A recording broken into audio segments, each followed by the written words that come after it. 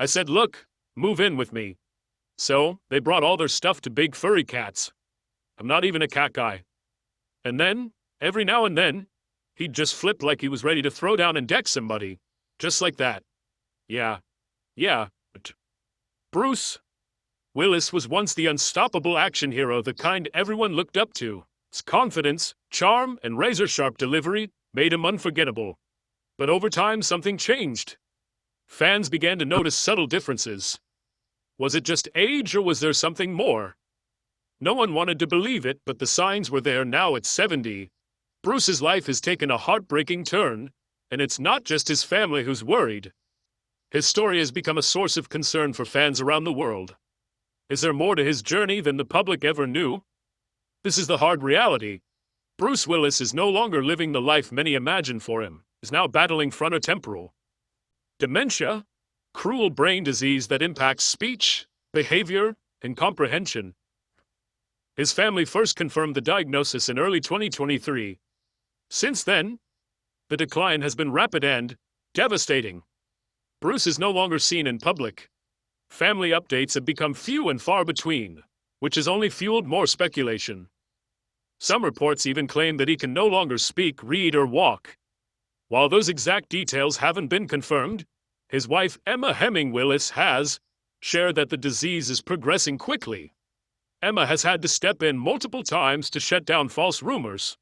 While she avoids getting into the specifics, she's made one thing very clear. Bruce now requires full-time care, and life behind the scenes is incredibly difficult. These days, Bruce spends most of his time at home, away from the public eye. With Emma and their 2 young daughters, Emma has taken on the responsibility of managing everything from his medical care to preserving his dignity. She's spoken candidly about the emotional toll of watching her husband slowly fade away, calling it both painful and confusing. Still, through it all, she remains devoted. "I'm not going anywhere," she said, no matter how hard it gets. She's committed to being by his side. Though Bruce Willis has stepped out of the spotlight, his family ensures he's never alone. All 5 of his daughters remain close by, the older 3 Rimmer, Scout, and Tallulah are from his first marriage to Demi Moore, and they visit often. Photos show them sharing moments together, smiling when they can, holding on to whatever pieces of their dad still remain. His 2 younger daughters, Mabel and Evelyn, are still growing up, but play a vital role in keeping Bruce connected to the love that surrounds him. Emma Hemming Willis has taken on much more than the role of a wife. She's become a voice for families facing similar battles. Through social media and interviews, Emma speaks not only for Bruce, but also for those caring for loved ones with dementia. She shares how isolating and exhausting it can be, how there's no guidebook to navigate it, and how families often feel like they're drowning in silence.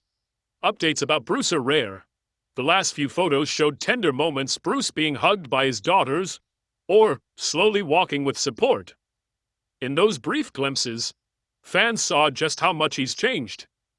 There's no Hollywood glamour left, no movie star sheen juiced. Man once known for making millions laugh and cheer, now held together by the love of those closest to him. The sadness isn't just about the illness, it's about the vibrant man used to be and how much has been taken away in such a short time. But long before Bruce Willis became the world's beloved action hero, he was just a boy finding his voice.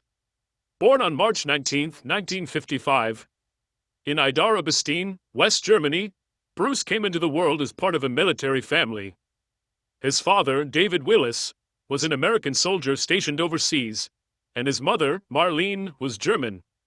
Life was simple, but unstable. Like many military families, they moved frequently.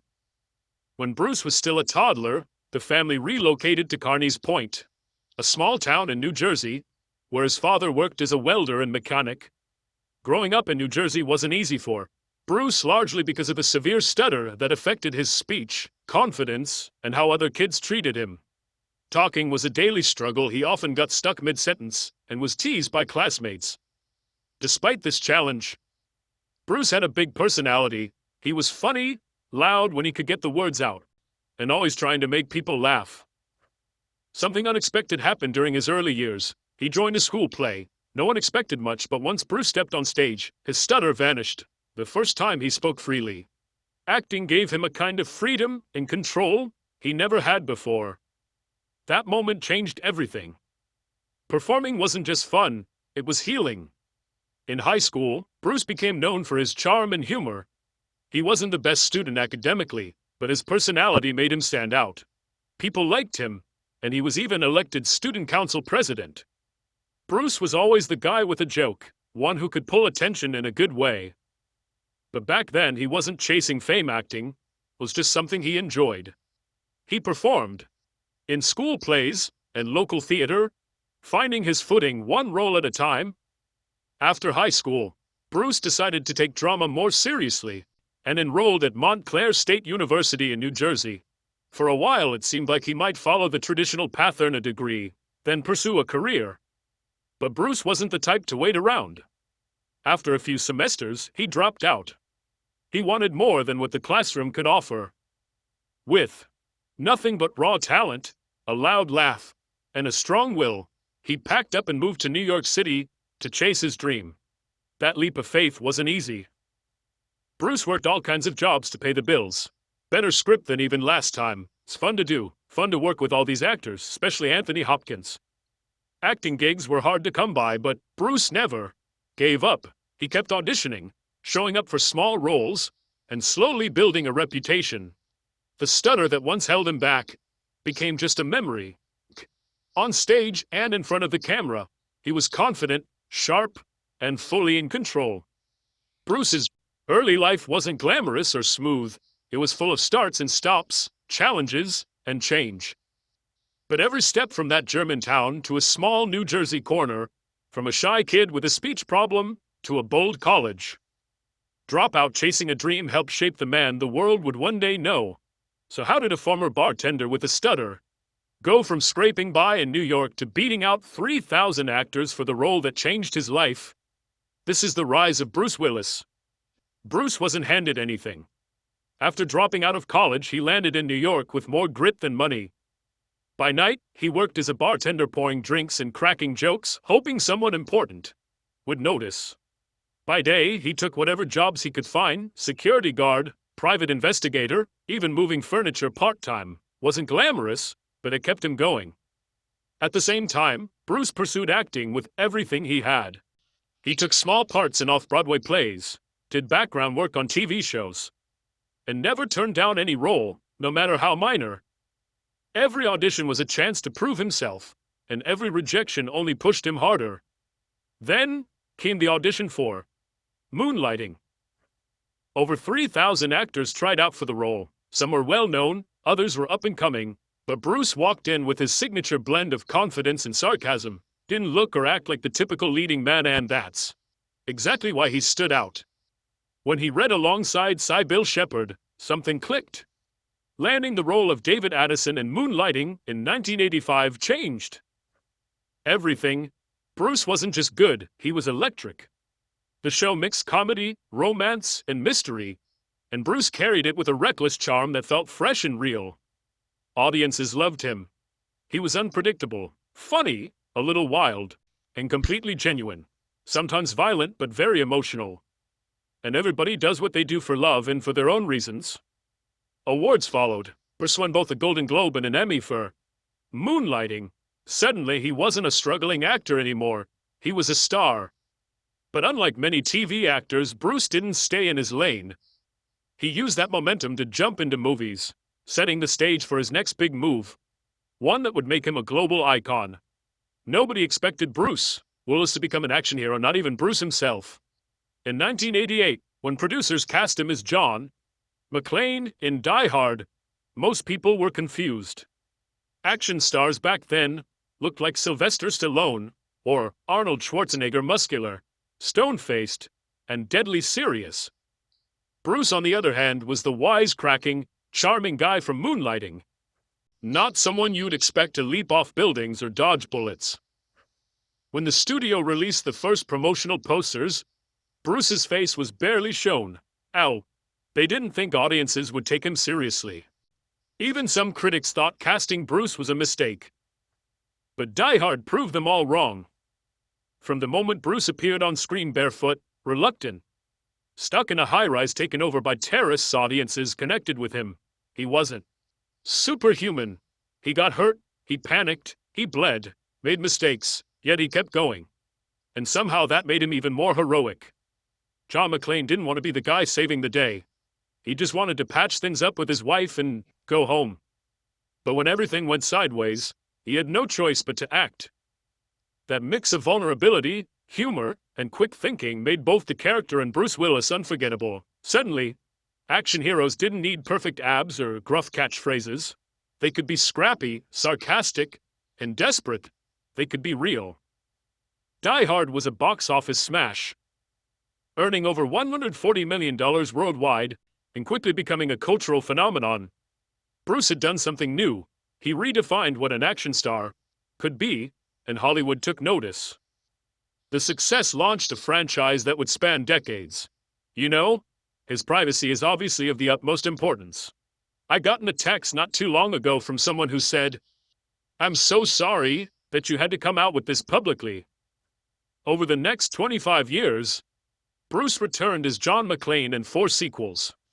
Each one raised the stakes, but McClane always stayed grounded, whether fighting cyber terrorists or dodging flying cars. He never lost that bruised, exhausted charm that made people root for him. He wasn't just fighting villains, he was fighting the odds every single time. The role cemented. Bruce Willis is one of Hollywood's most bankable stars. His face was on posters around the world, and his one-liners echoed in theaters everywhere.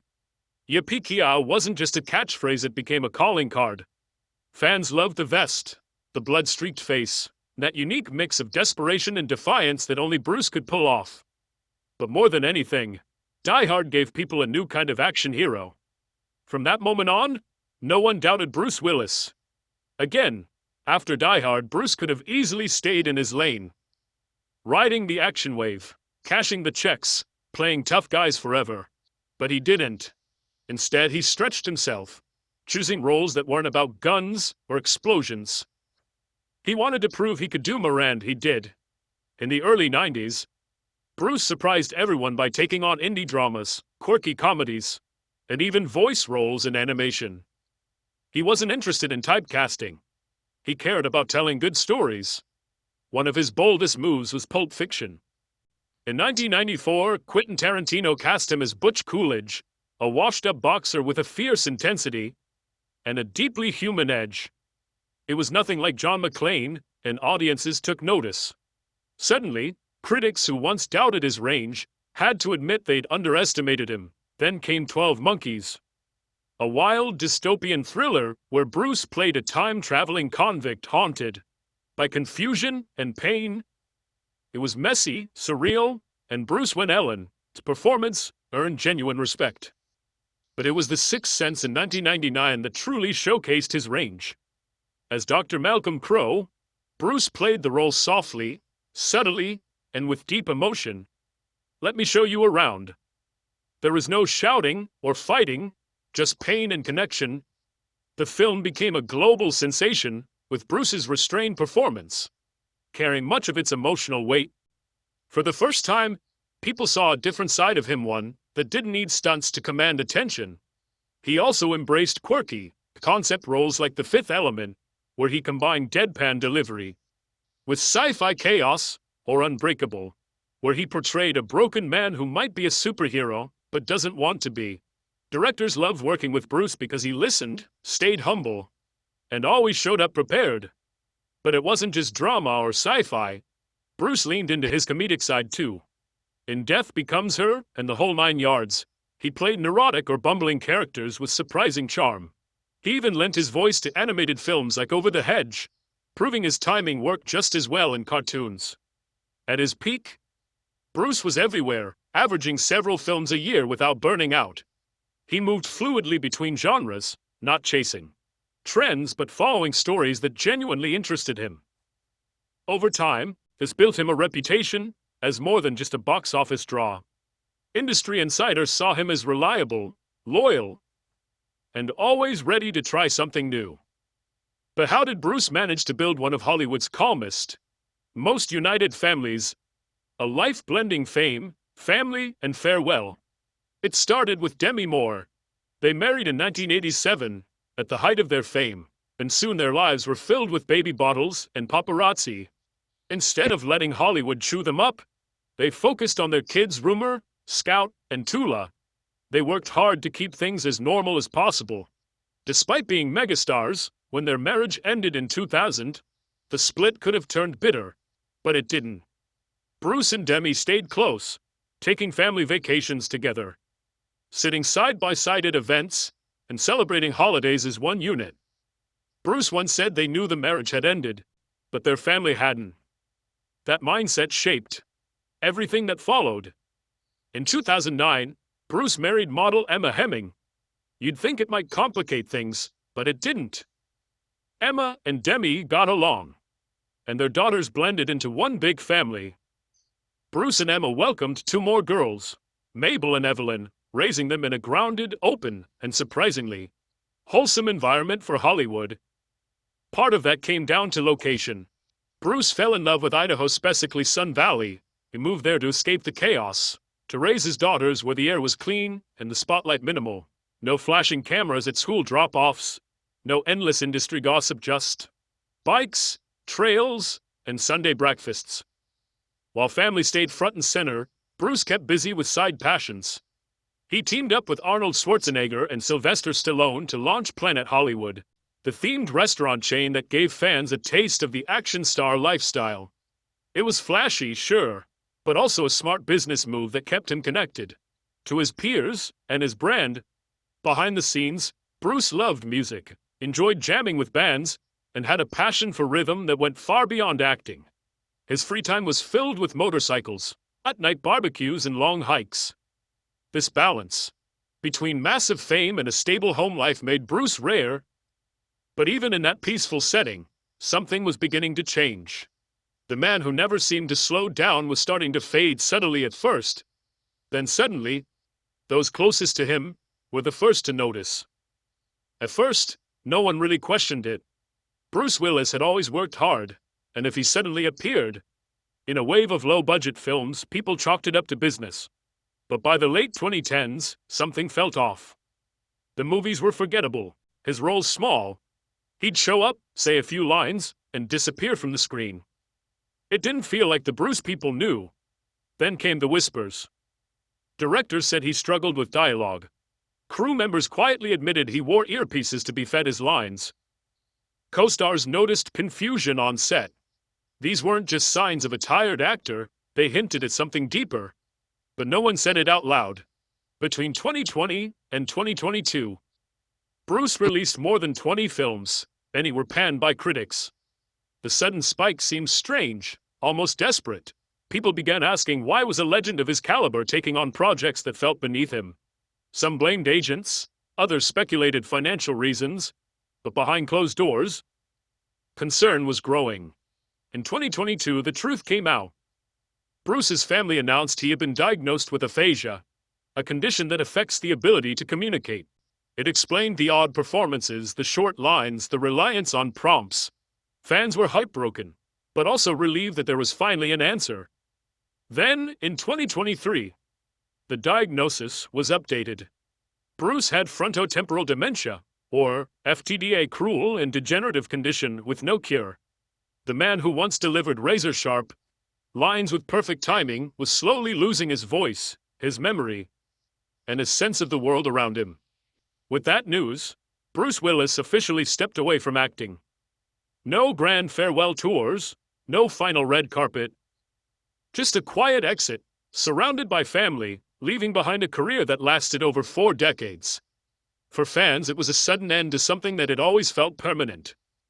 Bruce was more than a movie star. He was part of their lives, their memories, their favorite scenes. And while the screen may no longer carry his presence, the legacy he built remains impossible to forget. What do you think? Is Bruce's true legacy the iconic roles he played, or the dignity with which he's facing his hardest battle yet? Share your thoughts in the comments below. We'd love to hear them. Remember to like, share, and subscribe for more. Also, click the video shown on your screen. You won't want to miss it.